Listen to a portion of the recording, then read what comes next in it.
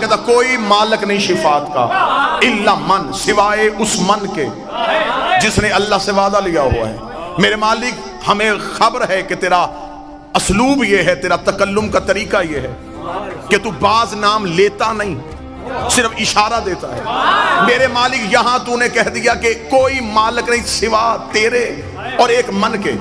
میرے مالک اب تیرے ساتھ کون ہے وہ جو قیامت والے دن شفاعت کرے گا؟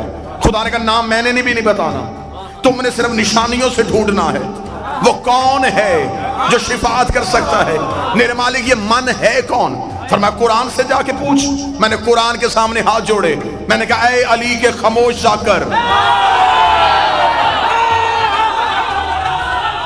کیا تو مجھے بتا سکتا ہے یہ من کون سا؟ کیا تو مجھے بتائے گا یہ من کون سا ہے؟ کیونکہ میں گیا تھا اللہ کی بارگاہ میں، خدا نے بھیج دیا تیرے پاس، تو بتا دے وہ من ہے کون؟ میں نے کروانی ہے شفاعت، مجھے چاہیے بخشش، اس کی بارگاہ تک کیسے جاؤں؟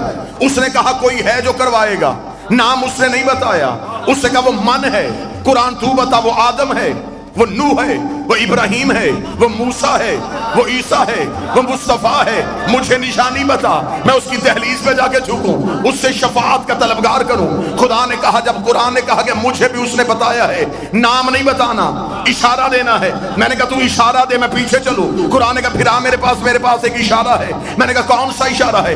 سورہ یاسین سے آیت بول پڑی، وَمَنْ ذَا الَّذِي يَشْفَعُ عِندَهُ، کوئی شفاعت نہیں کرے گا اس کے نزدیک لیکن ایک من ہوگا۔ میں نے کہا یہی تو من ڈھونڈنے کے لیے آیا تھا۔ قرآن نے کہا میرے پیچھے پیچھے چلتا، میں تجھے اس من کے دروازے پہ لے کے جاتا ہوں۔ میں قرآن کے پیچھے گیا، قرآن نے کہا وَمِنَ النَّاسِ مَن يَشْرِي نَفْسَهُ ابْتِغَاءَ مَرْضَاتِ اللَّهِ وَاللَّهُ رَءُوفٌ بِالْعِبَادِ، اور وہ جو من ہے وہ انسانوں میں رہتا ہے جو ہجرت کی رات بستر میں سویا اور اس نے مرضیاں خرید لی۔ وَمِنَ النَّاسِ مَن يَشْرِي، انسانوں میں ایک ایسا من رہتا ہے۔ میں نے کہا تو نے انسانوں میں بتایا، چہرہ تو دکھا، وہ من ہے کون سا؟ قرآن نے کہا تو چہرہ دیکھے گا۔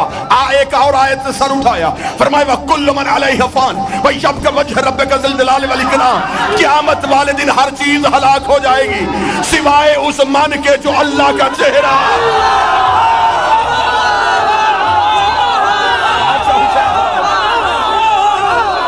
میں نے ابھی تک کوئی حدیث نہیں پڑھی، میں قرآن کی آیتوں کا تعاقب کر رہا ہوں۔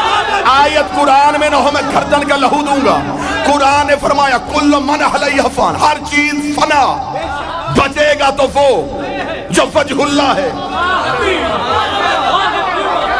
اب قرآن کو بھی پتا تھا بندوں نے ہجرت کا بستر والا من بھی نہیں ماننا، بندوں نے وجہ اللہ بھی نہیں ماننا۔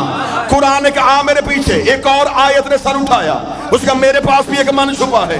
میں نے کہا وہ من کون سا ہے؟ اب آتے وَمَنْ ذَا الَّذِي يَقْرِضُ اللَّهَ قَرْضًا حَسَنًا، ایک ایسا من بھی ہے جو اللہ کو قرضے دیتا ہے۔